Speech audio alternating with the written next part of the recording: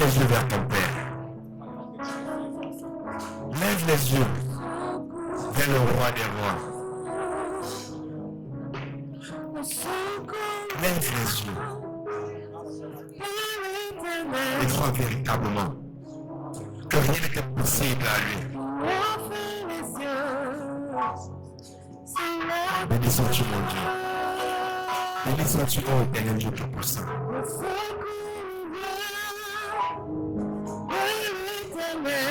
Exauce, Seigneur, nos prières ce matin. Car nous voulons, Seigneur, davantage expérimenter, Seigneur, cette autre dimension à laquelle tu vas nous amener.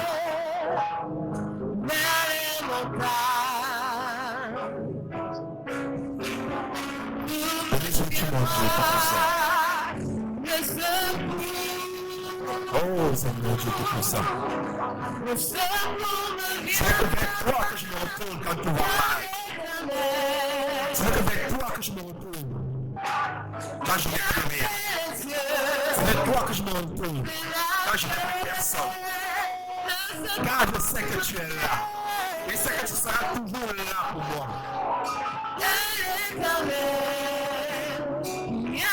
Alors à jamais, Seigneur mon Dieu, moi, à jamais, je vais me détourner de toi. Je me soumets à ta volonté ce matin. Je me soumets à ta volonté, Seigneur mon Dieu, ce matin.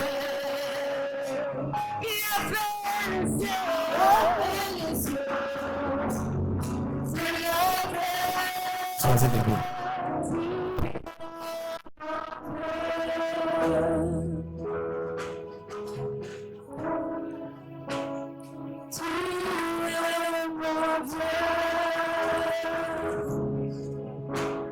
Éternel mon Dieu, mon roi, je te bénis, je te rends grâce pour tout ce que tu fais pour nous, pour tout ce que tu continues de faire.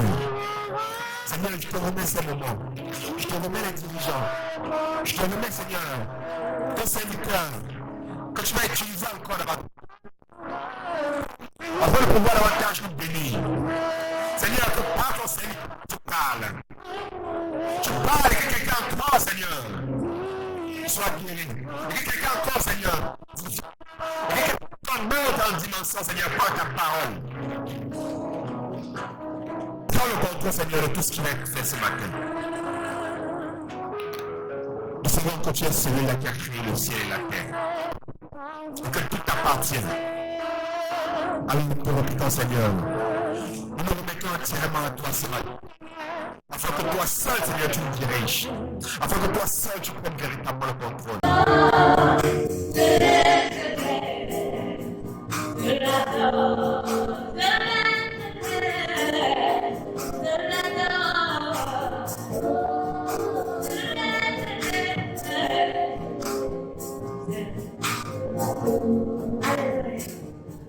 Alléluia. Vraiment, Alléluia. Seigneur, ici, de te le dire. Nous te disons ce matin que nous t'aimons, Dieu. Alléluia. Alléluia. Merci, Jésus. Alléluia. Alléluia. Alléluia. Béni soit ton nom, Dieu. Merci, Jésus. Alléluia. Et que nous crions à toi. Seigneur, tu ne restes jamais insensible à nos cris. Tu ne restes jamais insensible à nos supplications, à nos cris de détresse. Jamais tu ne l'as été. Tu es celui qui nous secoue. Chaque jour nouveau que tu nous fais connaître. Alléluia. Tu nous tiens par la main, oh Dieu. Et avec toi, nous cheminons. Alléluia. Merci, Jésus. Je louerai l'Éternel de tout mon cœur. Je raconterai toutes tes merveilles. Je ferai de lui le sujet de bataille. Est-ce que vous pouvez le dire avec moi, bien-aimé? Alléluia. Que disons-le ensemble, bien-aimé. Alléluia. Je louerai. Et laisse ta voix, bien-aimé, confesse ce soir, alléluia.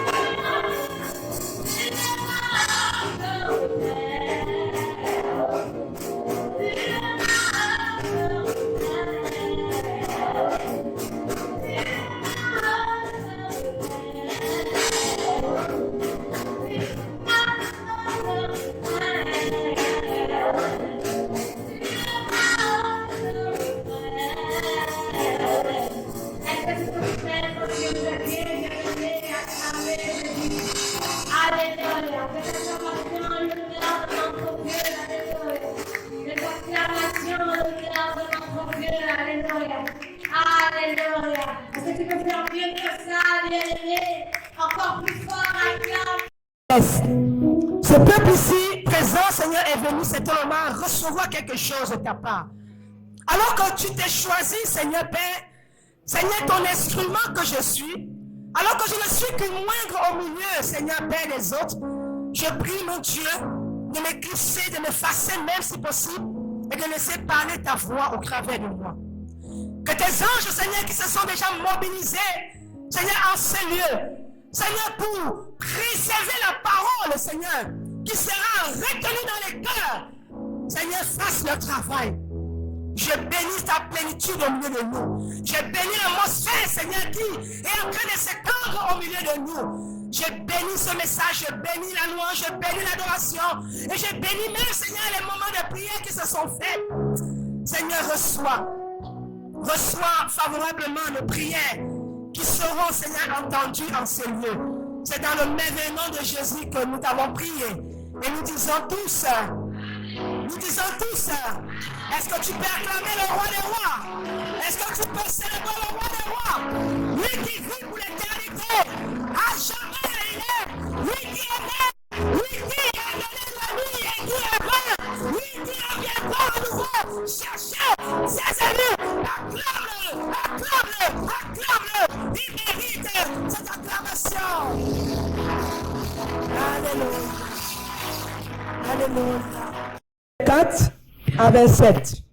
Je lis la parole de Dieu dans 1 Corinthiens, chapitre 9, versets 24 à 27.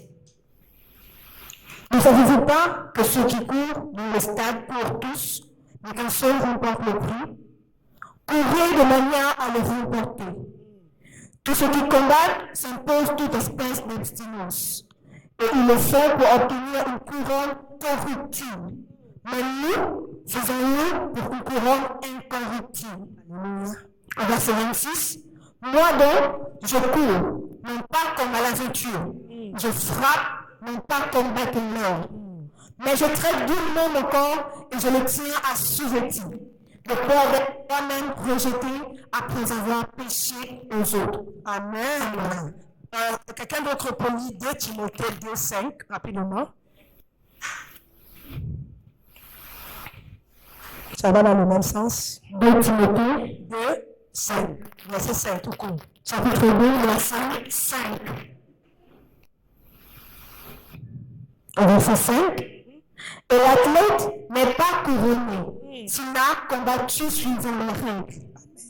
Alléluia. Prenons place. Et l'athlète n'est pas couronné, retenez bien ce verset, s'il n'a pas combattu suivant les règles. D'où j'ai tiré le sens de mon thème de ce matin. Alléluia. Quand le Seigneur donne une parole, c'est parce qu'il a vu le besoin et il connaît la situation de son église. Alléluia. Je vous assure, ce thème est venu que vendredi en journée. J'avais déjà trouvé un thème, un autre thème dans ce sens, mais il m'a dit donne celui-ci. Et il m'a envoyé lui-même dans 2 Timothée que je vous ai demandé de retenir. Dans 2 Timothée 2,5. Alléluia. Avant que nous ne puissions comprendre pourquoi tu as besoin d'être couronné suivant les règles. Et le couronnement là, c'est de quoi il s'agit? Quand on parle de couronnement de victoire, il y a plusieurs types de couronnement. Mais je précisais ici le couronnement de victoire. Parce qu'il y a le couronnement de l'échec aussi. Il y a des gens qui sont mandatés à vivre que l'échec toute leur vie. Et parfois même ils meurent dans cette situation. Mais je viens t'encourager. Parce qu'il y a encore de l'espoir. Alléluia. Et tant que tu écouteras la voix du Seigneur et que tu crois que le changement est possible dans ta vie, je veux que tu retiens simplement que le Seigneur ne t'a pas abandonné. Amen. Je vais d'abord commencer par la définition du terme couronne. La couronne, c'est quoi? Vous connaissez la couronne? Sauf qu'on fait souvent les anniversaires, on met des couronnes, tout ça sur les enfants. Il y a la couronne qu'on place sur les rois, sur des personnes vraiment des personnes dignement reconnues. Alléluia. Et s'il faut définir même dans son sens étymologique, la couronne est comme ce métal en forme de cercle placé sur la tête. Alléluia. Sur la tête d'un membre, d'un homme reconnu comme autorité, indiqué comme, je pourrais dire, un homme d'honneur, par exemple, un homme muni de pouvoir, un homme muni encore de quoi? De gloire. Alléluia. C'est à ça qu'on renvoie la couronne placée sur la tête d'un chef. Alléluia. Parce que le plus souvent, chez nous, chez les Bamilekés, lorsqu'on voit cette couronne dans la chefferie, on sait automatiquement qu'on a affaire ici à un chef. Le chef est différent des notables, on va dire des assistants du chef. Ils n'ont pas de couronne, mais ils ont des tenues, ils ont des uniformes liés au roi, qui doivent porter liés à cette chefferie-là. Alléluia, ou à ce palais. Mais la couronne désigne ici une personne munie d'autorité. Est-ce que quelqu'un me suit? Il faudrait que tu retiennes que si tu es couronné, ça veut dire que tu es muni d'autorité. Et en plus de l'autorité, tu es honoré. Tu es célébré. Est-ce que je parle à quelqu'un ce matin? Donc, ne simplifie pas si le Seigneur t'a choisi pour porter la couronne de ce matin. Et je vais plus m'appesantir sur le passage du verset 25 à 26. Il dit, tous ceux qui combattent s'imposent à toute espèce d'abstinence. Et ils le font pour obtenir quoi? Une couronne. Vous voyez déjà qu'il y a un travail bien ciblé à faire. Mais nous faisons-le pour une couronne incorruptible. Merci. Parce que incorruptible vient souvent de corrompre. Amen. Et je suis allé aussi pour comprendre ce que la Bible voulait définir. On a l'habitude de lire ce passage sans comprendre, ça pour bien comprendre. La Bible définit ici la couronne corruptible d'abord à ce qui est pervers, ce qui est lié au péché, ce qui est lié à l'aveuglement spirituel. Est-ce que je parle à un cœur? Et ce qui est lié même au compromis. Comme je vous l'ai dit en prélude, il y a des personnes qui luttent pour obtenir aussi des couronnes, parfois même des couronnes mal gérées, mal perçues. Parce qu'il y a la couronne et la couronne. Il y a une différence que la Bible est en train de donner ici. Donc la couronne corruptible a créé au compromis et péché, à une vie de péché. Vous voyez des enfants, des jeunes aujourd'hui qui sont prêts à tout.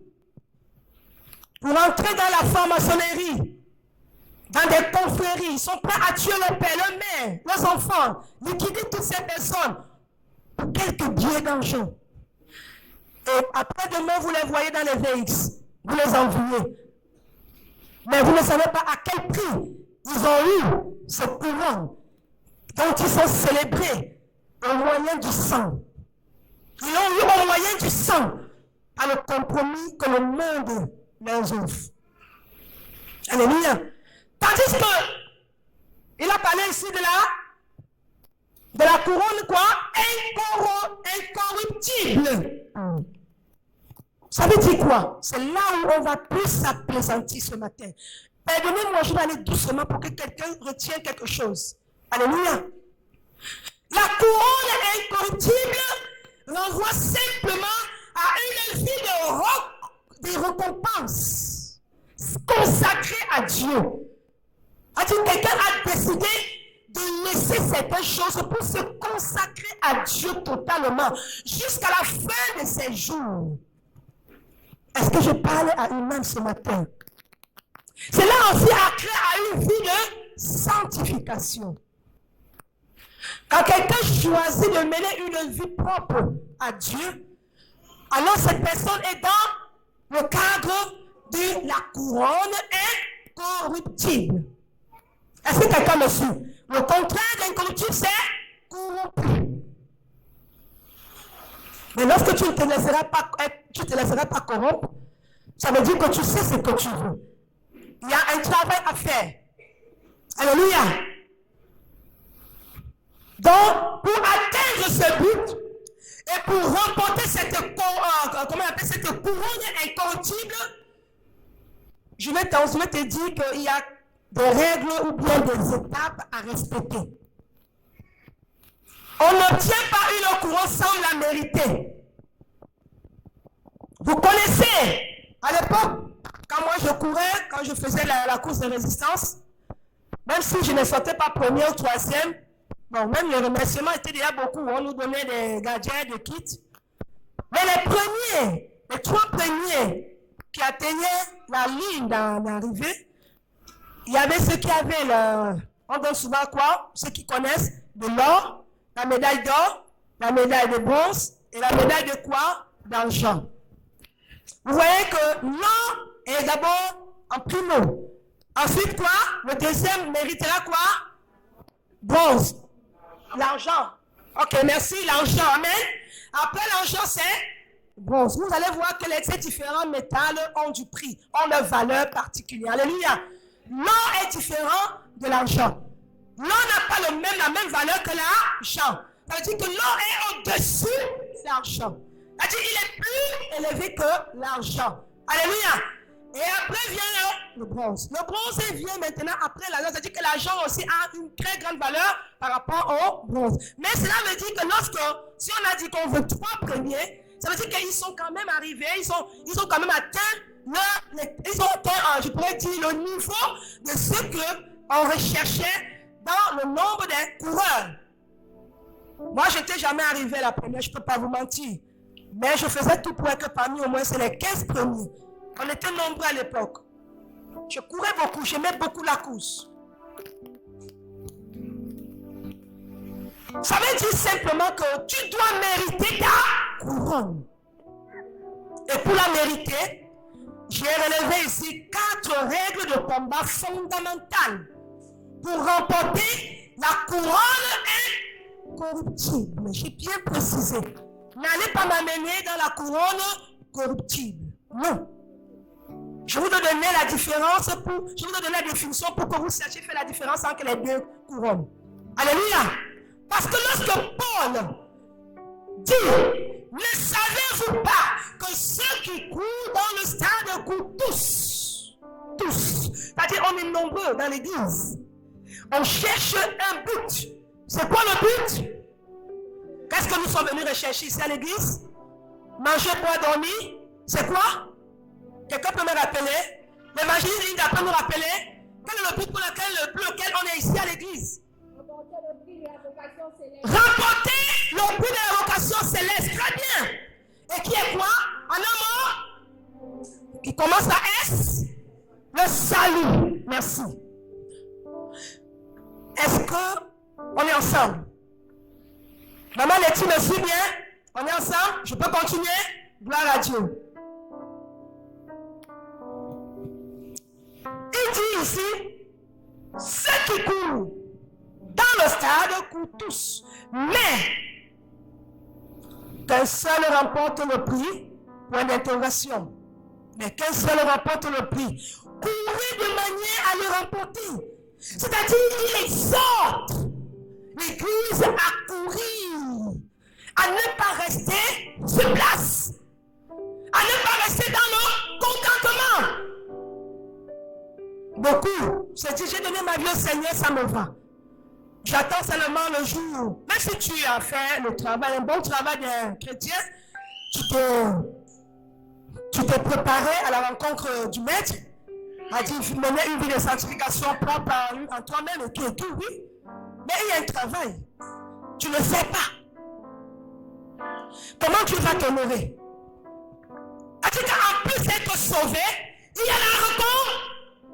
Il y a la rencontre qui sera donnée à celui qui va arriver en premier. Est-ce que je parle à une âme ce matin? Ne restez pas dans le contentement du genre, je suis chrétien, ça va.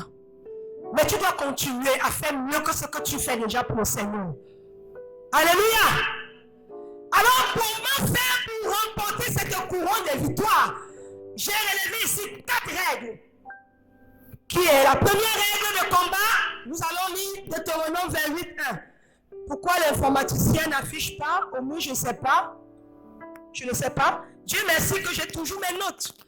Parce que sur on ne pourra pas arriver.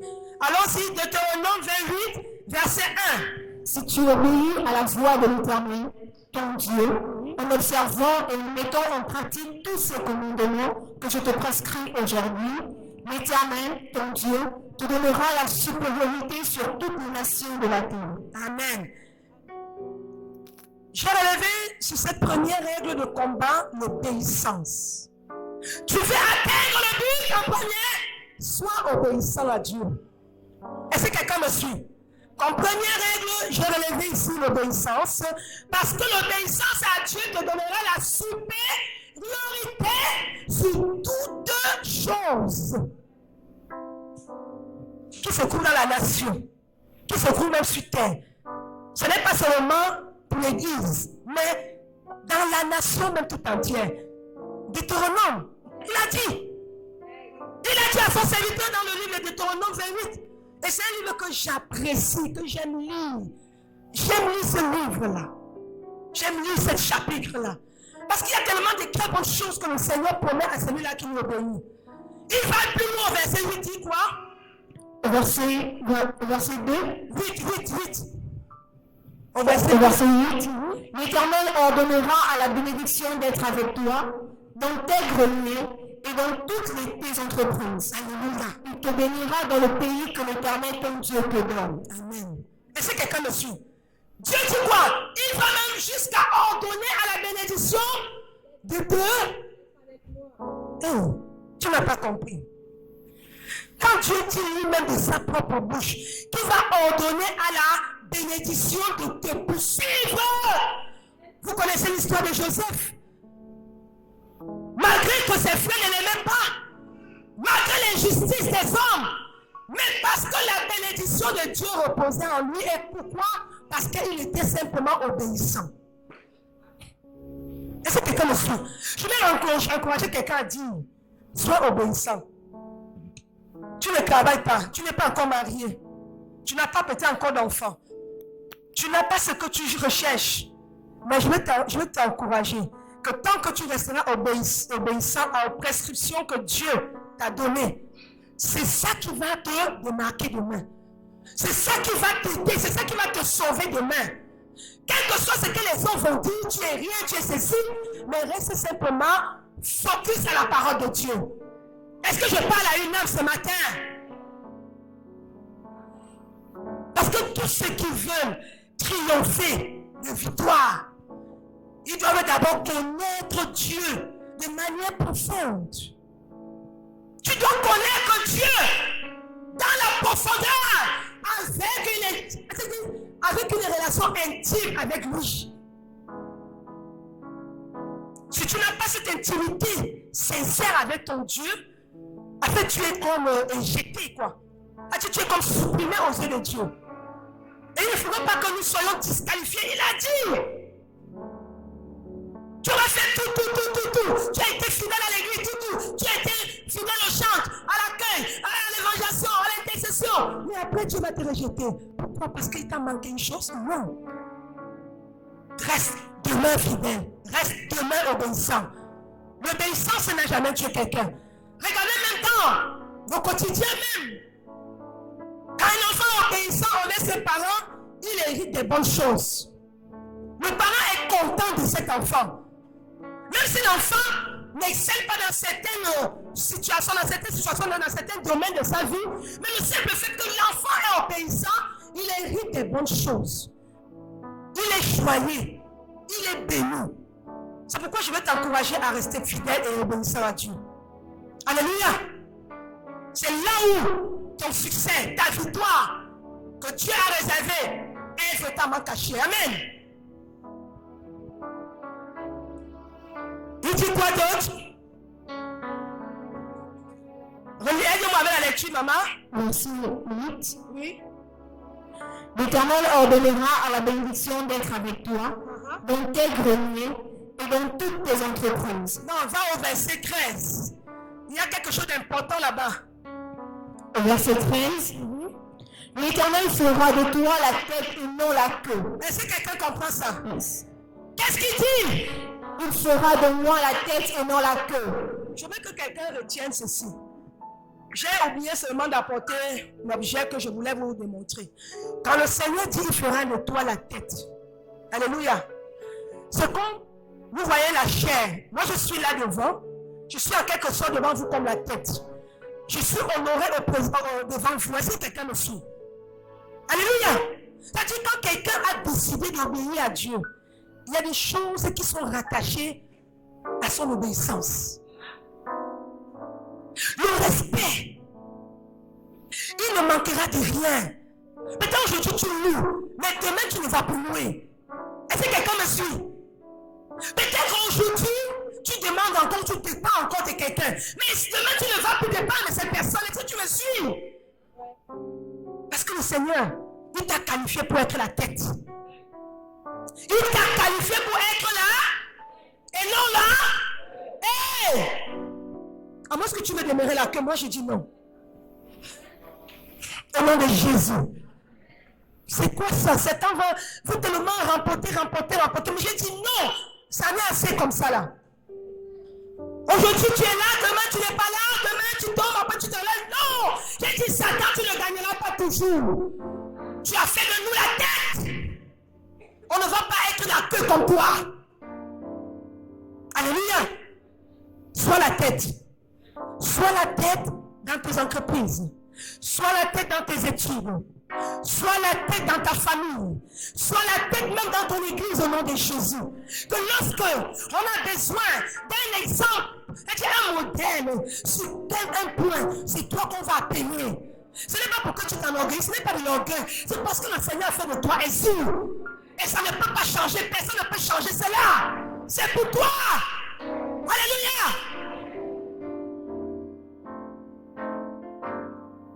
Sois obéissant. Parce que Dieu te donnera forcément la supériorité sur tout ce que tu recevras, sur tout ce que tu entreprendras, sur tout ce que tu lui demanderas même. Rien de Dieu ne te refusera cela. Alléluia. Et sois fidèle. Comme deuxième règle de combat, il faut se connaître soi-même. Est-ce que quelqu'un m'écoute? Il faut se connaître. Voilà.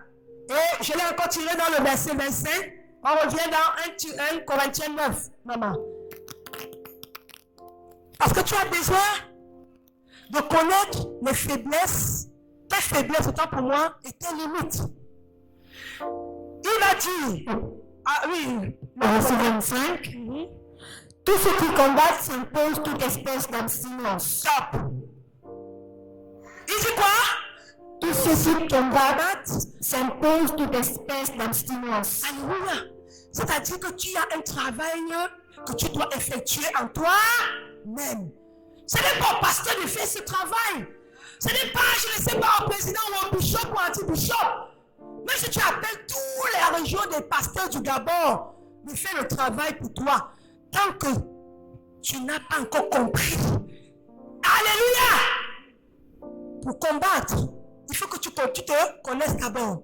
Est-ce qu'en toi, il y a des portes ouvertes? Est-ce qu'il y a des faiblesses? Quelles sont tes faiblesses? Quelles sont tes limites? En fait, tu dois te faire une autocritique. Est-ce que je parle à quelqu'un? Il y a des choses en nous que nous reconnaissons qui ne sont pas agréables à Dieu, que nous devions simplement briser. Les faiblesses là, c'est ça qui tue beaucoup de chrétiens aujourd'hui. Tu peux monter, zéler. Mais il y a un endroit où Satan t'attend et dit, continue à monter. Tu montes les échelons, hein, step by step, monte. Mais tant que cette porte-là n'est pas fermée, si tu ne l'as pas fermée, c'est là où il va entrer, il va t'attaquer, boum. À un moment où tu te rendras compte, il est déjà un peu trop tard. C'est pourquoi je vais t'encourager à regarder en toi-même. Parce qu'il dit que pour remporter la victoire dans ce combat, tu dois t'imposer à tout ce qui a aspect au péché, à tout ce qui te pousse à te mettre hors de Dieu. Tout ce qui compromet ta vie. C'est de ça qu'il s'agit ici là. Enfin, il dit tu dois t'imposer. Il dit quoi? Tu dois t'imposer à toute espèce d'abstinence. Je ne sais pas si pour toi c'est le vin. Il y a tellement de choses auxquelles c'est comme des addictions. On n'arrive pas à s'en passer. Comme le calabar, moi je mangeais tellement cette histoire. Moi aujourd'hui je vois ça un peu comme de la merde. Il y a tellement de choses auxquelles le Seigneur lui-même te parle. Il te dit ça, arrête. Un homme peut-être a parlé, tu n'as pas écouté parce que ta chair t'est poussée à aimer la chose. Alléluia. Mais lorsque le Saint-Esprit vient te dire, toi, arrête, c'est parce que il a besoin de faire un travail important avec toi. Et il ne voudrait pas que ton corps soit souillé par quoi que ce soit, ni même le calabar. Tu ne sais pas qu'est-ce qui t'empêche de ne pas honorer Dieu. Qu'est-ce qui t'empêche de courir pour atteindre, de recevoir ta couronne? Est-ce le vin? Est-ce les femmes? Est-ce les garçons, les hommes? Ou le luxe, ou le sexe? Je ne sais pas. On va simplement avancer. Il dit, si tu veux être seul vainqueur pour remporter le prix de la couronne, tu dois simplement abandonner tout ce qui est contradictoire à la parole de Dieu. Amen. Parce que Jésus lui-même aussi, je crois dans Jean 14, il dit un verset important là.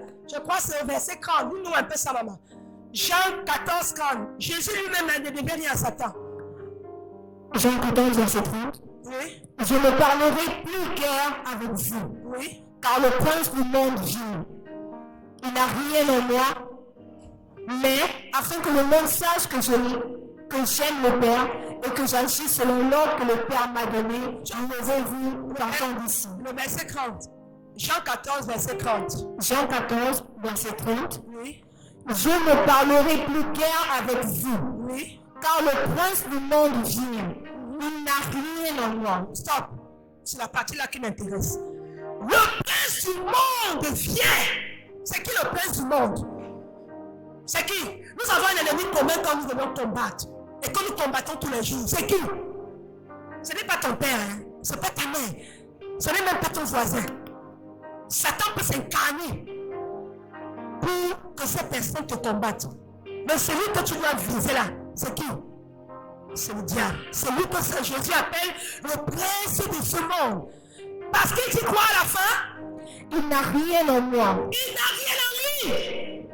Jésus est un homme sur terre. Il a été lui-même tenté ou pas? Est-ce qu'il a cédé?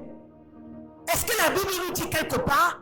Je ne sais pas si dans ta Bible, moi j'ai une version 8 secondes. J'ai lu ce livre-là peut-être 3 ou 4 fois, entièrement. Je n'ai pas vu quelque part où on a dit Jésus a failli. Ou bien Jésus a essayé de faillir. Parce que parfois on peut arranger le français. Mais ça n'a même pas été mentionné. Jésus n'a pas failli. C'est pourquoi il est fier de le dire qu'il n'a rien de Satan en lui. C'est pourquoi je vais t'encourager bien aimé. Regarde en toi. Qu'est-ce qui t'empêche? Qu'est-ce qui t'empêche d'avancer? Qu'est-ce qui t'empêche de courir aussi pour être premier? Pourquoi? Pourquoi tu veux rester là, dans la même position de tous les jours? Pourquoi?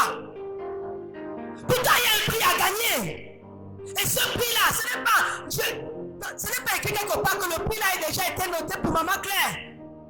C'est un combat, c'est une lutte. C'est pourquoi il a commencé à dire, nous courons tous sur un même stade, n'est-ce pas? Mais on attend voir qui est le vainqueur à l'arrivée. On ne sait pas qui le sera. On ne sait pas, nous là même qui péchons, on ne sait pas. Mais nous devions simplement continuer à courir. Et comment courir? C'est en travaillant pour le Seigneur. Est-ce que je parlais à l'église de Cameroun ce matin? Si je te parle véritablement, acclame. Si tu as compris cette parole, acclame.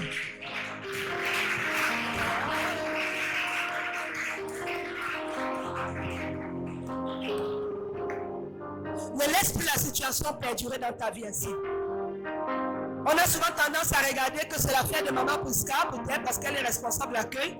Si elle n'est pas là, on ne tiendra pas la réunion. On a peut-être regardé que c'est l'affaire de Maman Linda, comme elle est responsable d'intercession. Si elle n'est pas là, comme elle a fait un voyage de 2 semaines, parce que parfois on a aussi besoin de voyager. Bon, comme elle est en voyage, nous aussi on se repose. Peut-être c'est l'affaire du papa du pasteur.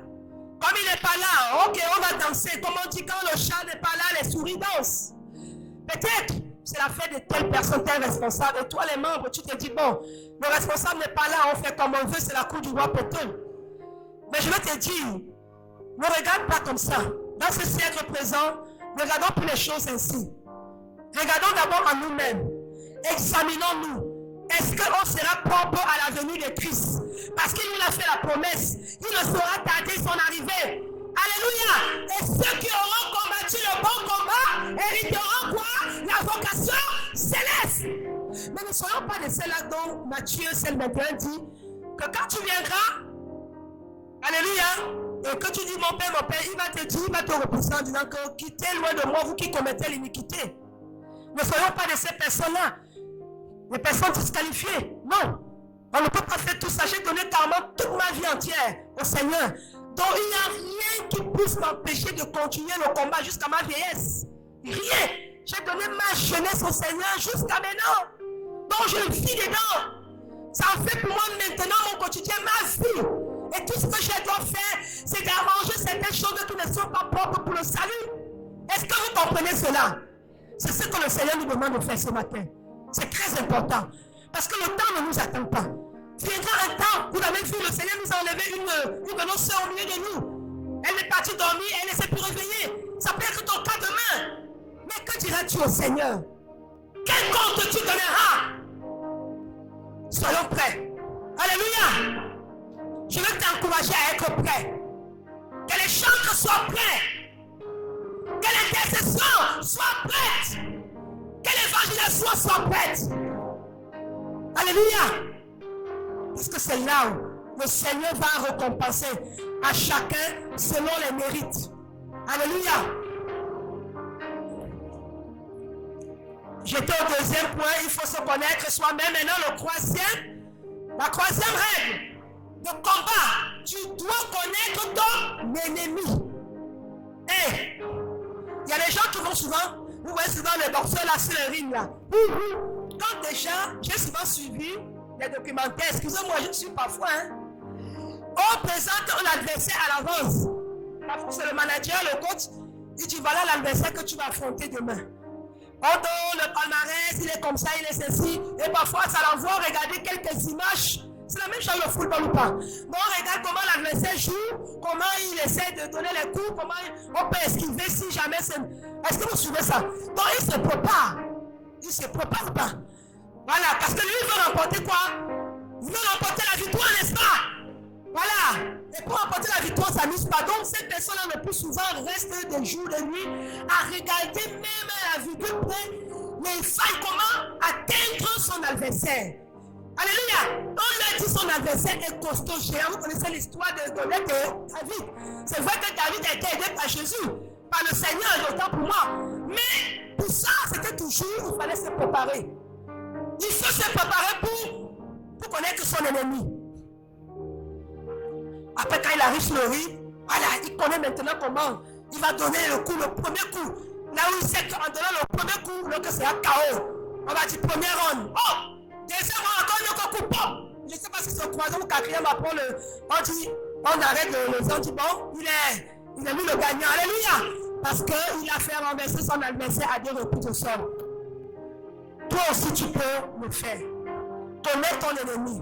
L'ennemi n'est pas forcément le diable. Hein? Je vais te supporter. L'ennemi n'est pas forcément le diable. L'ennemi, ça peut être nous-mêmes. Notre chair. Lis-nous un peu Galates 5. Je crois Galates 5, verset 19. Qu'est-ce que notre chair nous pousse à faire? Galates, chapitre 5, verset 19. Or, les œuvres de la chair se manifestent. Ce sont l'impudicité, l'impureté, la dissolution. Verset 20. C'est bon, c'est bon. Est-ce que quelqu'un a compris ça? Je ne vais pas revenir là. En un mot, ce qui nous combat le plus souvent, c'est les désirs de la chair. Donc nous devions tuer les passions de notre chair qui nous poussent à l'immoralité de tout ce que Galates 5 vient de dire. Aujourd'hui, Internet a fait maintenant, c'est-à-dire qu'on dirait que c'est plus que la Bible aujourd'hui. C'est même plus que l'Église.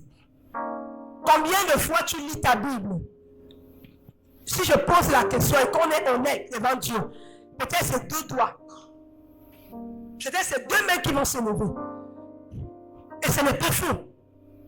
On prétend être enfant de Dieu et être des victorieux contre notre ennemi, mais on n'est pas prêt à se préparer pour la guerre, pour le combattre. Satan connaît que nous aimons Internet, nous aimons les séries, nous aimons ceci. Mais il va dire, mais à quel moment on donne le gloire au Seigneur pour la parole? À quel moment nous méditons? À quel moment nous prions? Que dalle, rien du tout. Et parfois même, on amène nos enfants dedans. Et l'habitude s'installe. Mais ce matin, tu vas renoncer à tout cela au nom de Jésus dans la prière. Parce que c'est tout ça qui nous aveugle. Ces histoires d'Internet. Utilise Internet pour impacter, oui. Utilise Internet pour amener certains comment on appelle ainsi, les païens au Seigneur, oui. Ça, c'est le bon côté de l'Internet que tu vas utiliser. Mais si tu l'utilises à mauvais escient, alors tu n'es pas en train de combattre contre ton ennemi, mais tu combats contre toi-même. Alléluia! Et à ce niveau-là, tu dois briser la chair. Briser ses désirs. Parfois même, ça peut aussi être la séduction. On est trop belle, on est trop importante. Bon, on lui salue de passage. On est trop apprécié, l'orgueil rentre. Je suis trop apprécié alors. Je suis trop en vue alors. Tu as peut-être plus de bien que l'autre, alors on t'apprécie, alors l'orgueil monte. Les ailes montent. Et tu oublies que celui qui t'a appelé, celui qui t'a donné ça, il peut encore te le retirer? Non. On doit briser l'orgueil, l'arrogance, la suffisance là. On se suffit. On ne peut plus faire, je ne sais plus trop d'efforts. C'est les autres qui doivent aller prier. C'est les autres qui doivent aller évangéliser. Et toi, tu es qui? Tu es qui pour monter sur la tête de Satan, pour monter sur la tête de Jésus? Non. On dit Jésus lui-même allait avec les disciples pour évangéliser. Ça choque, n'est-ce pas? Ça choque, n'est-ce pas, quand je prie, quand je prêche comme ça là? Ça choque. Mais parfois c'est important de dire les vérités entre nous. Parce que si on ne se dit pas les vérités, on va faire comme ce qu'on appelle l'hypocrisie. Et l'hypocrisie, tu n'es pas dedans. Je ne peux pas venir te donner une parole de sensation. Tu vas dire Alléluia, Alléluia, tu danses. Et après tu sors ici, tu reviens la même chose, la même personne pour moi. Le but pour lequel le Seigneur parle ce matin, c'est que nous devions forcément réussir et nous devions atteindre notre couronne. Et pour atteindre notre couronne, nous devions combattre certaines choses qui nous barrent le chemin. Parce que pour atteindre l'arrivée, il faut te débarrasser de beaucoup de choses. Il y a des choses à te débarrasser. Parce que tu vois le trajet d'ici à la porte là, c'est comme un voyage. Est-ce que laisse ta main dessus? C'est comme un voyage. Tu peux prendre le train et tu n'arrives pas. Tu peux même prendre le train, tu peux même prendre l'avion qui va plus vite. Tu n'arriveras pas. Est-ce que je parle à quelqu'un? Mais celui-là qui sait comment combattre dans les règles. Hey! Il a commencé la première étape. Il est obéissant, c'est bon. La deuxième étape, il connaît Dieu profondément. Et il entretient son intimité avec Dieu. C'est une bonne chose. Troisième étape, il connaît maintenant l'ennemi qui doit combattre. C'est une bonne chose. Si tu vois en toi que c'est la chair qui a un problème, brise ta chair. Brise-la. Le plus souvent aussi, c'est qu'on peut être sous l'emprise démoniaque. Cela ne dépend pas de toi. Peut-être que tu es né dans une famille où on t'a peut-être consacré depuis bébé. Et peut-être la personne qui t'a consacré avait un mauvais cas. Il a déclaré de mauvaises paroles sur toi. Que tu ne puisses pas te marier, que tu ne puisses même pas enfanter, que tu ne puisses même pas travailler. Il va déclarer les choses. Et quand tu grandiras, tu deviendras comme un mongol au milieu des autres. Tu étudies, tu as les diplômes, tu as tout ce qu'il faut, mais rien n'avance autour de toi. Alors il faut fortement que tu saches que tu es sous une emprise. Et lorsque tu es au courant de ça, tu dois te lever. Tu dois te lever. Les histoires d'inceste dans les familles là, c'est Satan qui crée cela. L'esprit de célibat entre ici là, c'est Satan qui crée cela. Pour maintenir les gens dans le condominé, comment on appelle ça? La fornication. C'est Satan qui crée cela. Et parfois nos familles sont contentes. Pour eux, ça ne les dérange pas. Tu peux faire autant d'enfants pour eux, ça ne les dérange pas. J'entends souvent certains dire, c'est la richesse. Quelle richesse? Tu me pousses à faire les enfants, et je suis marié, tu me dis richesse. Quand moi, j'étais dans mon jeune âge, heureusement que je donnais ma vie très tôt. Quand j'avais les problèmes des règles douloureuses là, c'est vrai que parfois encore j'en ai, mais ce n'est plus trop accentué. Nous, comment certains médecins venaient me dire, mais fais d'abord pour ton enfant. Fais déjà ton enfant parce que parfois, en grandissant, ça peut te bloquer. Tu peux ne plus faire des enfants et tout et tout. Je vous dis devant le Seigneur, je n'ai jamais cru à cette parole-là. J'étais très jeune, 20 ans, 22 ans. Ils vont donner ce genre de conseils. Vous voyez, c'est des gens bien assis, intellectuellement assis, mais ils vont donner des tels conseils à leurs patients. Pourquoi tu n'as pas encore fait ton enfant? Pourquoi? Mais c'est quoi le problème? Tu me pousses à faire les enfants sans être marié, pourquoi? Parce que moi, je marchais avec des principes. Quand quelqu'un marche avec des principes, il ne va pas échouer. Est-ce que je parle à quelqu'un? On va te dire, tu ne te marieras pas. Tu ne travailleras pas. Tu ne feras pas ceci. Mais Dieu m'a donné tout ça au nom de Jésus.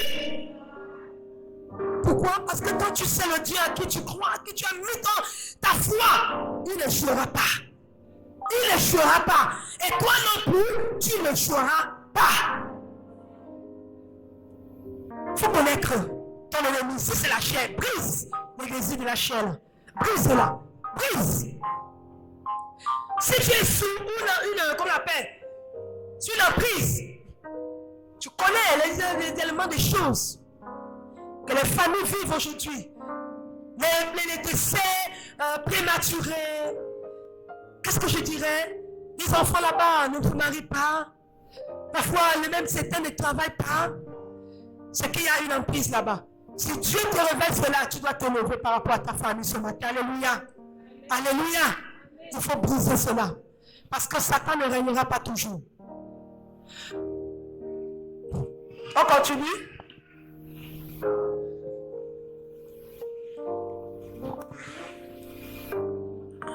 Au verset 26. On a fini au verset 25. Au verset 25, tous ceux qui combattent s'imposent toute espèce d'abstinence. Et ils le font pour obtenir une couronne corruptible. Mais nous, faisons-le pour une couronne incorruptible. Au verset 26, moi donc, je cours, non pas comme à l'aventure. Je frappe, non pas comme dans l'air. Alléluia, c'est bon. Je cours. Ça, c'est Paul qui le dit encore. Moi, je cours. Je cours non pas comme un aventurier. Pas comme quelqu'un qui ne sait pas là où il va. Qui ne sait pas là où ce qu'il va chercher. Non. Il court avec les principes. C'est ce que ça veut dire. Alléluia. Et il frappe. Non pas comme le battant de l'air. Vous savez comment frapper? On va dire tout à l'heure, lève-toi, brise. Les esprits qui te dérangent là. Oh non, oh, Satan, je te chasse. Satan, je te brise. Tu le caresses. Tu le caresses. Satan, quitte ma vie. Il faut prendre autorité. Parce qu'on a dit que la couronne que Dieu met sur ta tête te donne autorité et mandat de remporter la victoire sur ton ennemi au nom de Jésus. Parce que si tu ne le fais pas, c'est le contraire qui va se passer. Ne laisse pas Satan te vaincre. Hey! Est-ce que je parle à quelqu'un ce matin? Allons-y, la quatrième et voilà, je crois la dernière règle. Le combat, j'ai noté ici quoi? Tu dois être ce vainqueur que Dieu cherche parmi son peuple. C'est-à-dire parmi ses enfants dans sa maison. Alléluia! Sois ce vainqueur. Le Seigneur ne fait que parler. Depuis le séminaire, je ne sais pas pourquoi il m'a amené même dans ce verset. Je ne sais pas. C'est parce qu'il a dit qu'il va faire sortir des enfants des hommes des victorieux. La situation qui perdurait en toi là, que les gens n'arrivaient même plus. Oh, on va encore faire comment? La situation est déjà là. Il faut seulement se diriger au rêve de cet homme. Il faut encore supporter. On dit il faut supporter quoi? La situation. Il y a des situations qu'on doit briser. C'est quoi? C'est bien quand tu vois les autres sont heureux et toi tu es dans la tristesse. Il y a des choses que tu dois dire. Arrière de moi, Satan. C'est comme si il pouvait venir souffleter à l'oreille de Jésus. Saute et je te donnerai tout ceci. Il est tellement rusé. Il se déguise en plusieurs formes. Au point que si tu n'as pas le discernement, hey, tu vas te dire peut-être que c'est Dieu qui me parle. Que comme les hommes me disent que ça va encore faire comment là? Hey, les choses de mon corps. Qui t'a dit c'est les choses de ton corps? Sors dedans! Il y a des choses à un certain niveau de la foi, on ne doit même plus se dire. Alléluia! On ne doit plus se dire. Pour que tu sois ce vainqueur que Dieu recherche parmi son peuple. Il va dans Ézéchiel 22, quand dit quelque chose par rapport à ce verset. Par cela. Verset 22, je crois. Verset 30. Chapitre 22, verset 30. Ézéchiel chapitre 22, verset 3. Je cherche parmi eux un homme qui élève un mur, qui se tienne à la brèche devant moi en faveur du pays, afin que je ne le détruise pas. Amen. Mais je n'en trouve pas. Amen. Il dit qu'il cherche. Dans un autre passage, il dira que cherchez-moi et vous me trouverez. Mais dans ce contexte, il dit quoi? Il cherche. Je me suis posé la question, comment Dieu peut chercher? Pourtant, il nous connaît mieux que nous-mêmes. Ça veut dire que quand il dit, maman relis encore bien, mais doucement. Je cherche parmi eux Parmi son peuple, oui. un homme qui élève un mur. Un homme qui élève un mur, c'est quoi ce mur? Le mur là, c'est contre l'adversité. Tout ce qui te pousse à tomber là, ces portes que tu laisses ouvertes là, il dit, il cherche un homme qui est prêt à lever le mur pour fermer contre l'adversité. Oui. Qui se tient à la brèche. Et qui se tient à la brèche. À la brèche, c'est quoi? Il se met à part, à l'écart. Et il fait quoi? Il prie. C'est pas ça, hein? Qui se tient à la brèche devant moi en faveur du pays, afin que je ne le détruise pas. Voilà. Mais je n'en trouve pas. Il n'en trouve pas. Comment j'étais Christ quand j'ai lu la fin de ce message? Il dit, il cherche. Dieu cherche. Dieu cherche. Mais il n'en trouve pas. Il cherche un intercesseur qui prie en faveur de l'église. Il y a tellement de dangers, c'est tellement qui quittent l'église. Mais Dieu dit, il cherche celui-là qui est prêt à voir et annoncer, c'est-à-dire briser cela. Parce que c'est ça le rôle de l'intercession. C'est le rôle de l'intercesseur qui prie. L'intercession, ce n'est pas seulement le département. Hein. Si tu penses que je suis en train d'agresser une personne, il s'agit de toi. Parce que si tu es chrétien et tu ne pries pas, quand le danger va arriver, ce serait fini. Tu dois élever ce mur. Le mur est comme ce béton-là, que lorsque l'ennemi va venir frapper, la flèche va retourner contre lui. Alléluia. Tu dois te lever dans la prière pour prier en faveur de ton église, de ta famille, de ta nation.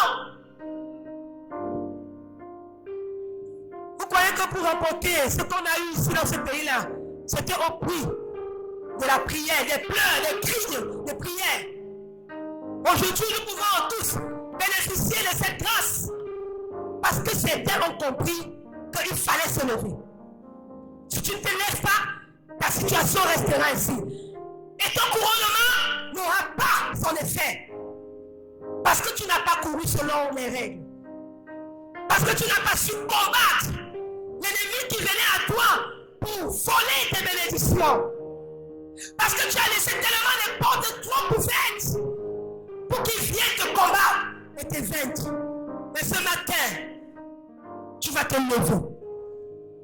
Tu vas te lever et tu vas réclamer. Tu vas réclamer ton droit. Parce que si à cause de ces portes-là, ça a laissé une part légale à Satan de venir te perturber ou te manipuler comme il le fait, il est temps que tu récupères cela. Récupère ce droit. Et tu vas ordonner à Satan de dégager. Avec la plus forte énergie que tu as ce matin. Tu vas dire, Satan, je t'éloigne de ma vie au nom de Jésus.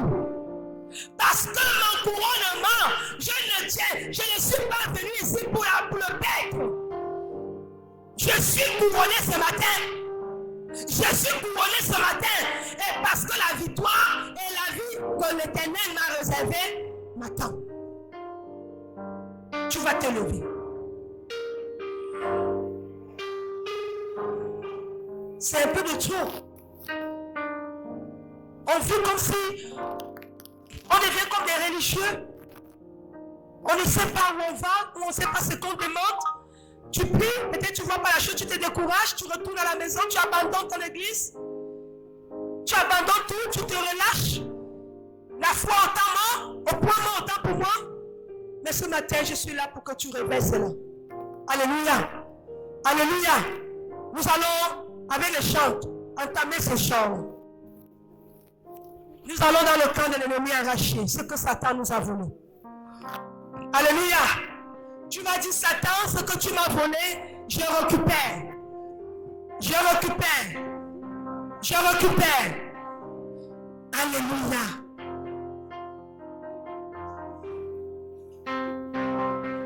Ton couronnement est possible.